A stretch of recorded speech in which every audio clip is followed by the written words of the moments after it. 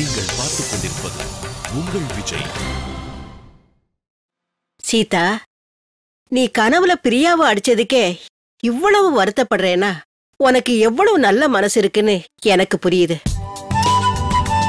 நீ அந்த மாதிரி தப்ப பண்ண போறியா இல்லதானே? அப்படி இல்ல பாட்டி. அது இந்த பாரு சீதா, முதல்ல அந்த விஷயத்த உன் மனசுல இருந்து தூக்கி போட்டுரு. எல்லாம் சரியா போயிடும். ஏதாவது ஒரு வேலையை செஞ்சுக்கிட்டே இரு. வேலை மேலதான் உன் கவனம் இருக்கும். அந்த கனவு மறந்துடுவ. போ சீதா, போய் வேலையை பாரு.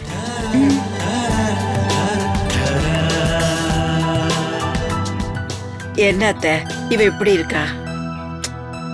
நாம தான் சரி பண்ணணும் சுமித்ரா. சரி, ஆப்பிள் வெட்டி தரட்டா? எனக்கு வேணாம், எனக்கு வேணாம். இந்த மருந்து போட்ட பழம் எனக்கு வேண்டாம்.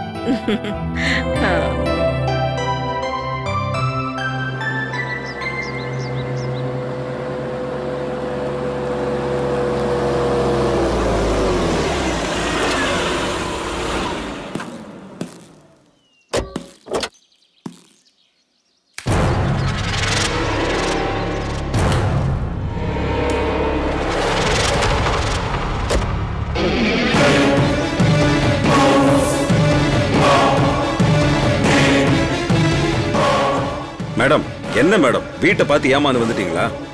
இந்த வீட்டில் இருக்கிறவன் டுபாக்கூர் ஃபாரின்ல இருக்கிற ஒரு சேட்டுக்கு இந்த வீட்டை வாங்கி கொடுத்தான்.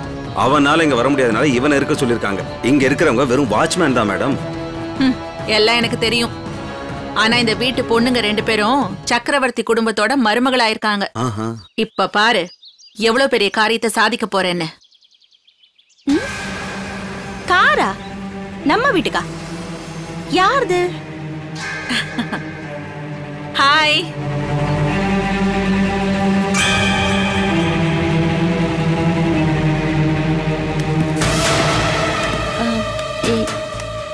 யார் நீங்க? உங்களுக்கு என்ன வேணும்? என்ன பானுமதிக்கா, நான் யாருன்னு உங்களுக்கு தெரியலையா? தெரியலையே. யார் நீங்க? அக்கா, நான் தான்க்கா, காஞ்சனா. காஞ்சனாவா? எந்த காஞ்சனா? ஒரு 6-7 வருஷத்துக்கு முன்னாடி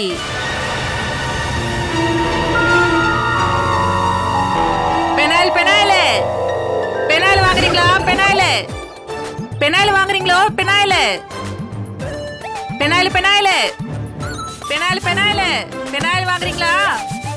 பெனாயில் வாங்குறீங்களாமா? வேண்டாங்க. வேணாமா? சரிம்மா. பெனாயில் ஒண்ணு வேண்டாம் தாயி. ஆசிட் சோப் ஆயில் வேணாமா? வேண்டாம் வேண்டாம். எக்கா, பெனாயில் சோப் ஆயில் ஆசிட் வாங்குறீங்களா? எக்கா இரு வரேன். ஐயோ, காலம் காத்தால கத்திக்கிட்டு உனக்கு வேற வேலையே இல்லையா? மூடி வைக்கணும். இல்லனா இந்த மாதிரி ஆளுங்க வீட்ல இருக்கிறத ஏதாவது எடுத்துட்டு போயிடுவாங்க. எக்கா, பெனாயிலுக்கா. ஐயோ, என்னடி காலம் காத்தால வீட்டுக்கு முன்னாடி வந்து கத்திக்கிட்டே இருக்க? என்ன பெனாயில் வாங்கிக்கக்கா. ஒரு சோப் ஆயிலும் ஒரு ஃபெனாயிலும் கொடு. கொஞ்சம் இறக்கி வைக்கா. ஏதாவது வேணும்னு கேட்டா உடனே வேலை வாங்கிடுவியே. கோலக்காதக்கா. அப்பா. ஏக்கா, என்ன பாட்டிலுக்கா? பெரிய பாட்டிலா இருக்கு பாரு, அதை எடுத்து கொடு. ஆமா, என்ன விலை? அக்கா, 25 ரூபா கொடுக்கா. என்னது? 25 ரூபா தான். 25 ரூபாவா? ஆமா. ஊர்ல இல்லாத விலையா சொல்லிக்கிட்டு இருக்க? இந்த என்கிட்ட 20 ரூபாய் தான் இருக்கு. போட்டு கொடுக்கா. முதல்ல இத புடி.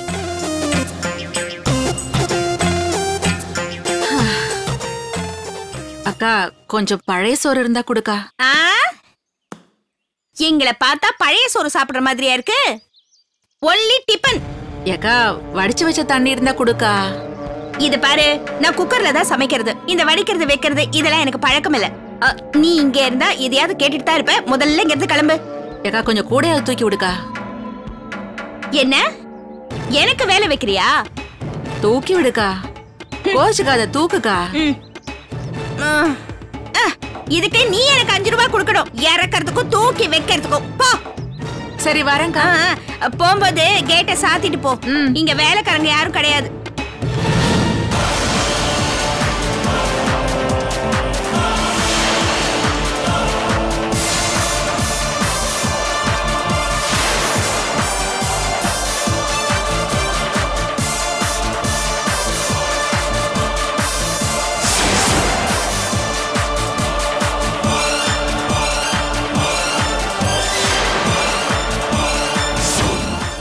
ஐயோ காஞ்சனா, நீ அடி இது ஆளே தெரியாத அளவுக்கு மாறி போயிட்ட. ஹலோ, வா நீ போன்லாம் பேசாதீங்க. மேடம் எவ்வளவு பெரிய ஆளுன்னு உங்களுக்கு தெரியுமா? அவங்கள நீங்க மேடம்னு கூப்பிடுங்க. நீ யாரு? அக்கா ஒரு நிமிஷம். மேனேஜர், அவங்க என்னோட பழைய ஃப்ரெண்டு தான். நீங்க பேசாம இருங்க, சரியா? Sorry madam. என்ன பானுமதி மலைச்சு போய் நிக்கிற? காஞ்சனா, இதெல்லாம் எப்படி வந்தது? நீ எங்க இருக்க? நீ என்ன பண்ற? அத பத்தி உன்கிட்ட சொல்லலாம் தான் வந்தேன். ஐயோ, நான் வேற உன்னை வெளியில நிக்க வச்சு பேசிட்டு இருக்கேன். வா உள்ள போலாம். எக்ஸ்கியூஸ் மீ மேடம், உள்ள சென்ட்ரலைஸ் ஏசி தானே? ஏன்? இல்ல ஏசி இல்லனா மேடம் உடம்புக்கு ஆகாது, அதனால சொல்றேன். அதெல்லாம் பரவாயில்ல, நான் அட்ஜஸ்ட் பண்ணிக்கிறேன். உங்களுக்கு ஓகேனா எனக்கு ஓகே மேடம். காஞ்சனா, இதெல்லாம் ரொம்ப ஓவரா இருக்கு. வாங்க வாங்க, ஒன்னும் புரியலடா சாமி. வாங்க வாங்க. வா காஞ்சனா, உட்காரு. உட்காரு, ஒரு நிமிஷம் ஜூஸ் கொண்டு வரேன். மேடம் சரியா ஒர்க் அவுட் ஆகுமா? சொல்லி கொடுத்ததை மட்டும் டெவலப் பண்ணு, எல்லாம் ஒர்க் அவுட் ஆகும். Okay madam. ஜூஸ் எடுத்துக்க. மேடம் ஒரு நிமிஷம், கண்ட ஜூஸ் எல்லாம் குடிச்சா உங்க உடம்புக்கு ஆகாது.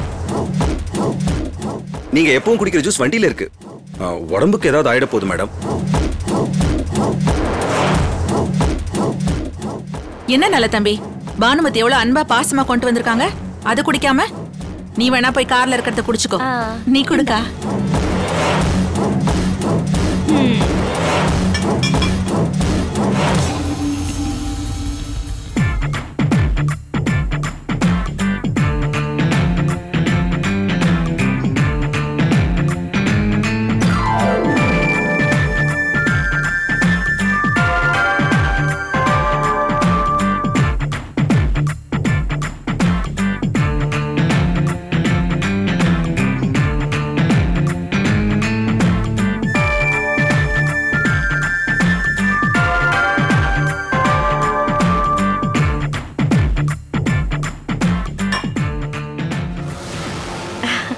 இப்ப சொல்லு காஞ்சனா, நீ என்ன வேலை செய்யற?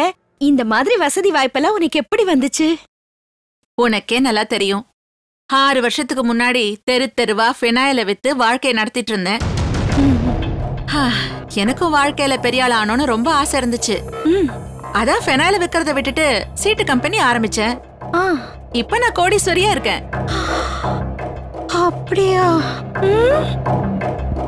ஆமா, சீட்டு நடத்துறது ரொம்ப கஷ்டம், வில்லங்க பிடிச்ச தொழில்னு சொல்லுவாங்களே, அப்படி இருக்கும்போது நீ எப்படி இவ்வளவு சீக்கிரமா முன்னேறின?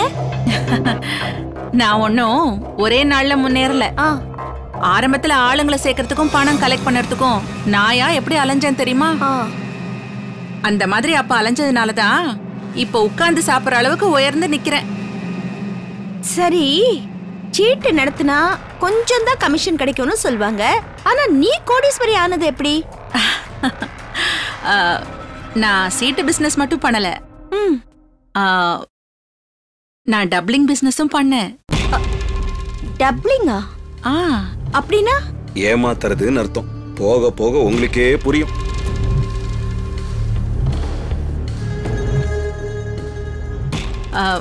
அப்படின்னா நீ என்கிட்ட ஒரு 50 லட்சம் ரூபாய் தரேன்னு வச்சுக்க. 50 லட்சமா? நானா? இல்ல, ஒரு பேச்சுக்கு சொல்றேன், ஒரு பேச்சுக்கு தான். நீ என்கிட்ட ஒரு 50 லட்சம் ரூபாய் தந்தா ஒரு 3 மாசம் கழிச்சு நான் உனக்கு டபுளா தருவேன். அதாவது 1 கோடி ரூபாயா தருவேன்.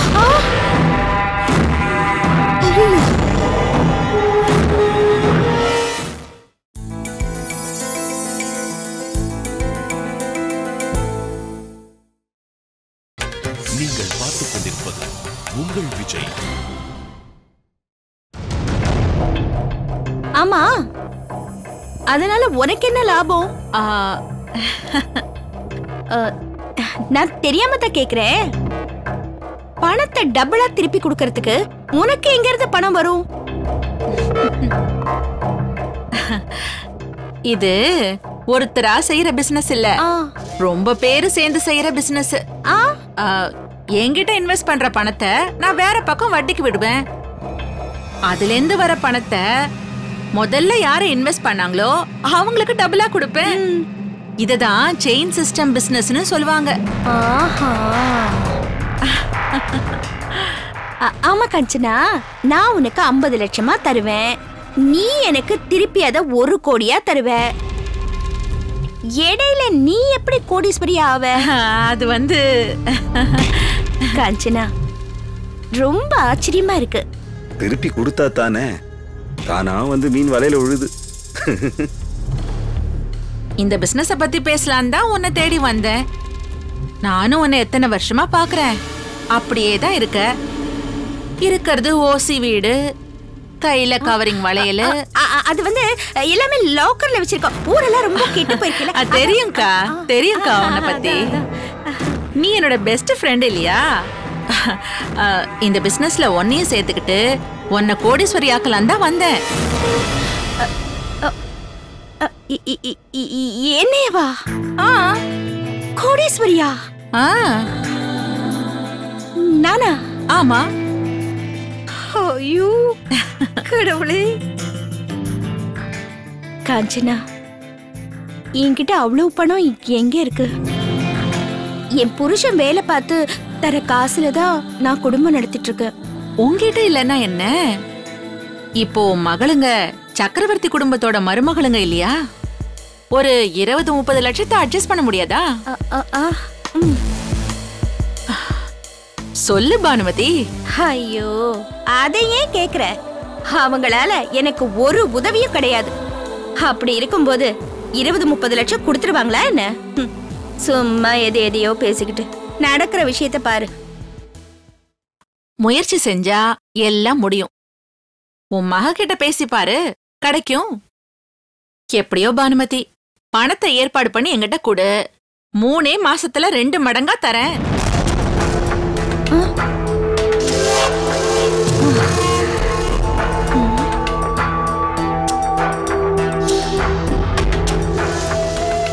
அது மட்டும் இல்ல, உனக்கு தெரிஞ்ச ஆளுங்களை இந்த பிசினஸ்ல சேர்த்து விட்டேன்னா அவங்க எவ்வளவு இன்வெஸ்ட் பண்றாங்களோ அதுல இருந்து 10% உனக்கு கமிஷனா தரேன். அது வேறயா?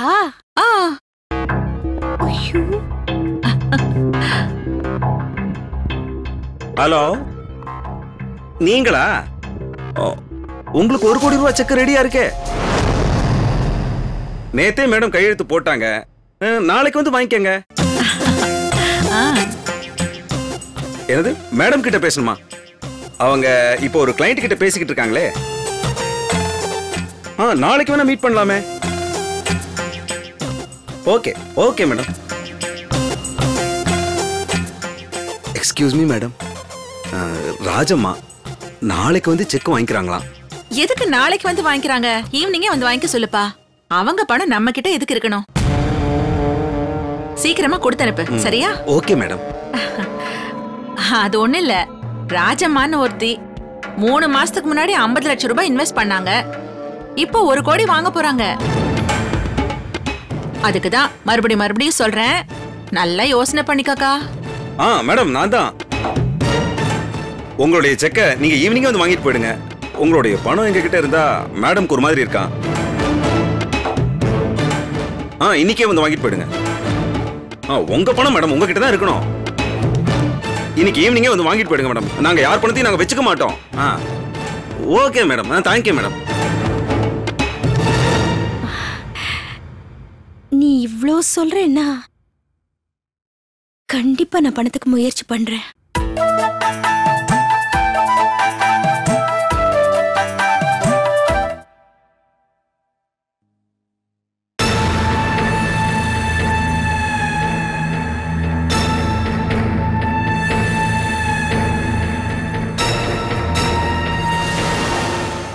உன்னை பார்த்த உடனே எனக்கும் உன்ன மாதிரி கோடீஸ்வரி ஆகணும்னு ஆசையா இருக்கு. Very good. நீயும் வாழ்க்கையில என்ன மாதிரி பெரிய ஆளா வருவ. பானு, யார் நம்ம?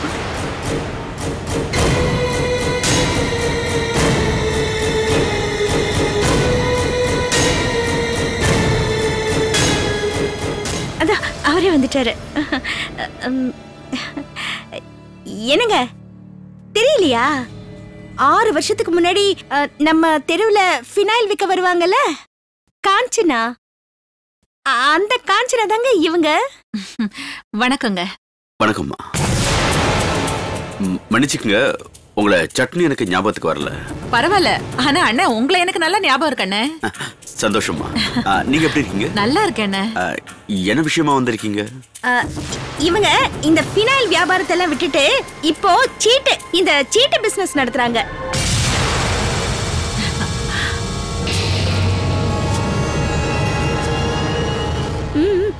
ஒரு லட்சம் ரூபாய் கொடுத்தா 2 லட்சமா திருப்பி கொடுப்பாங்களாம். அந்த மாதிரி பிசினஸ் பண்றாங்க.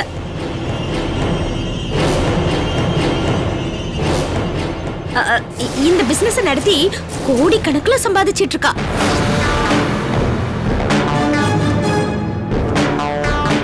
பாருங்க எப்படி இருக்கான்னு.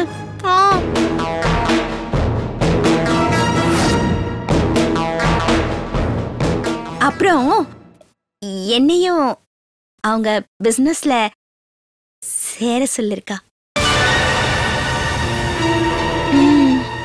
எதுக்கு பானு? நமக்கு எதுக்கு இந்த பிசினஸ்லாம்?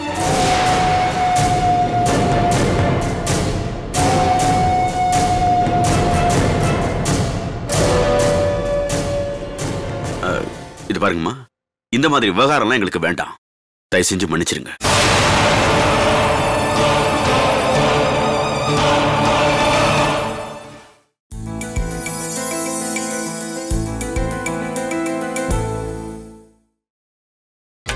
நீங்கள் பார்த்துக் கொண்டிருப்பது உங்கள் விஜய். என்னன்னு அப்படி சொல்றீங்க? சீட்டு நடத்துறது எத்தனை பேருக்கு உதவியா இருக்கு, எத்தனை பேர் பிழைக்கிறாங்கன்னு உங்களுக்கு தெரியாதா? நல்லா தெரியுமா, ரொம்ப நல்லா தெரியும். இத சீட்டு பிசினஸ நம்பி எத்தனை குடும்பம் வீதிக்கு வந்துச்சு, எத்தனை பேர் மோசம் போனாங்கன்னு எனக்கு நல்லாவே தெரியும். யாரோ ஒருத்தர் அப்படி பண்ணதுக்காக சீட்டு பிசினஸே ஏன் தப்புன்னு சொல்றீங்க? இது பாரு, கடவுள் நம்மளுக்கு சாப்பாட்டுக்கு குறைய வைக்கல. இப்படி சீட்டு பிசினஸ் பண்ணி தான் நம்ம வயிற்று நிரப்பணுங்கிற அவசியம் இல்ல. இது பாருங்கம்மா, ஒரு நட்பு ரீதியா இந்த வீட்டுக்கு நீங்க எப்ப வேணும்னாலும் வரலாம், எப்ப வேணும்னாலும் போலாம். ஆனா இந்த மாதிரி பிசினஸ் எடுத்துட்டு வராதீங்க ப்ளீஸ். பானு, இன்னும் உனக்கு இந்த மாதிரி ஏதாவது யோசனை இருந்தா இதோட விட்டுடு.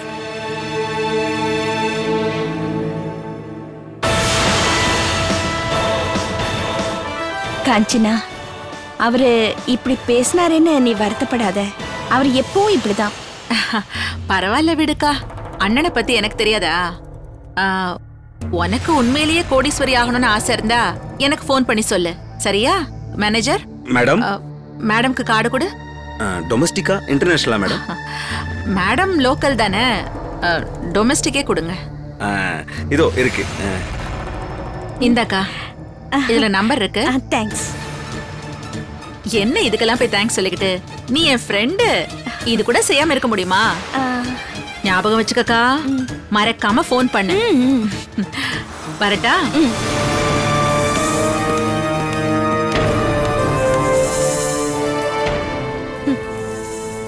எனக்குன்னு வந்து வாச்சிருக்கேன்.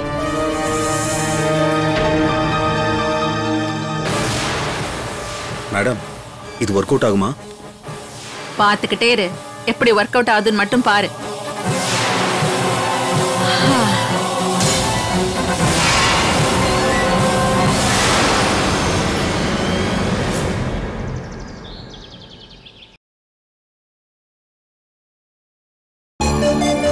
யாரும் சொல்ல மாட்டேங்கிறாங்களே, இப்போ என்ன பண்றது? எப்படி கேக்குறது? கேட்டா சொல்லுவாங்களா? வேற யார்கிட்ட கேக்குறது? மாங்கா, அம்மா கொஞ்சம் இங்க வாயேன். என்னம்மா? நான் ஒரு தப்பு பண்ணிட்டேன். அத சொன்னா யாரும் பெருசா எடுத்துக்கவே மாட்டேங்கிறாங்க. அதான் உன்கிட்ட சொல்லலான்னு வந்தேன். நானே படிக்காதவமா, நீங்க சொல்றது எனக்கு புரியுமாமா? நானும் படிக்காதவ தானே மாங்கா, அதனாலதான் உன்கிட்ட கேக்குறேன். சொல்லுங்கம்மா. அது ஒண்ணும் இல்ல, ராத்திரி என் கனவுல நான் பிரியாக்காவை அடிச்சிட்டேன். இந்த மாதிரி கனவு எனக்கு வந்ததே இல்ல. இப்ப ஏன் இந்த மாதிரி கனவுலாம் வருதுன்னு எனக்கு தெரியல. ஆமா, கனவு பழிக்கும்னு சொல்லுவாங்களே, அத நினைச்சாதான் எனக்கு ரொம்ப பயமா இருக்கு. ஐயோ, அப்படிலாம் நடக்கவே கூடாது. நீயாவது சொல்லு, நான் கண்ட கனவு தப்பு தானே? மன்னிச்சிருங்கம்மா, எனக்கு இதெல்லாம் தெரியாது. இல்ல ஏய் மங்கா, சீதா,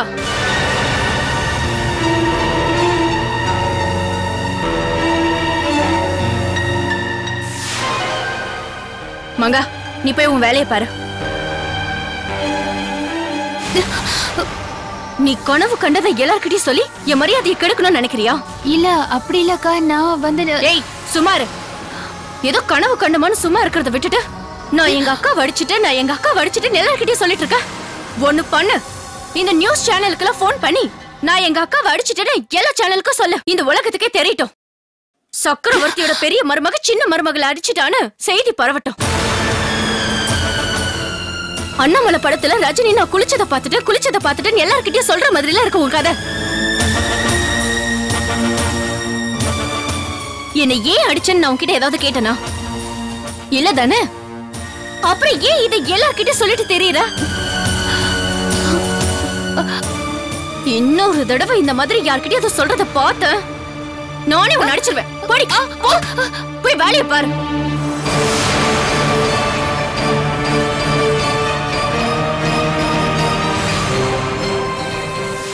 எனக்கு ஒண்ணு தோணுது, ஒருவேளை எப்பவாவது ஒரு தடவை உன்னை அடிச்சிருவேன்னு சூசகமா சொல்றாலும் இவளை நம்ப முடியாது. நாம தான் ஜாக்கிரதையா இருக்கணும்.